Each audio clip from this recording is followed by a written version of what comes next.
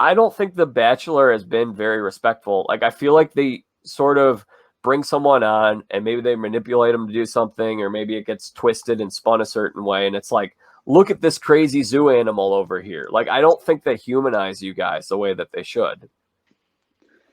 No, and they don't look out for you as far as afterwards too. So it took like I went through obviously some serious like kind of, I guess I was trying to find myself after that, because my identity had been one thing, and then after that I had like conflicting identities and they were fighting each other and I didn't know who I was basically.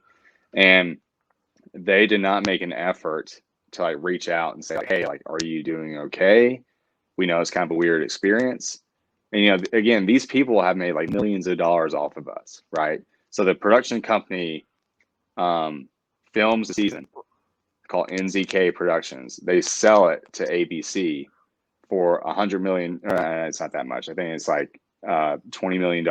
And then ABC makes, I'm guessing, 200 plus million off every season because of ad revenue and stuff like that. We don't get paid anything. So it's like, well, you get a as a decent stipend, human right, being, for it's like, being on there. Don't they have to give you something the longer you're on there? No, they don't give you anything. Period. I didn't get a thing. That is I wild. got like, I got a stipend while I was in a hotel interviewing. I got a stipend when I was in a hotel for like 4 days to pay for food.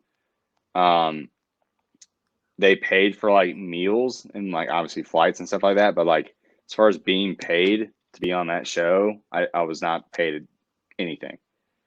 Paradise is not that way, because Paradise, the way they view it is, okay, well, you have an established TV career now, so we need to ante up to get you on here.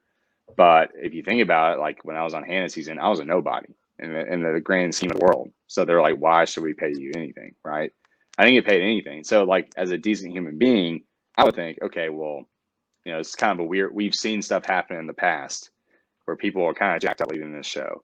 Let's at least keep reaching out to make sure you're okay. That did not happen until one of my friends, Elise, who was on Colton season, reached out to her producer because she thought I was so like bad mentally that I might do something to myself. And that's what it took for them to reach out with a psychologist. And that's how much that show really like chews you up and spits you out. And it sucks. But also you look at certain, they support certain people a lot more than they support other people.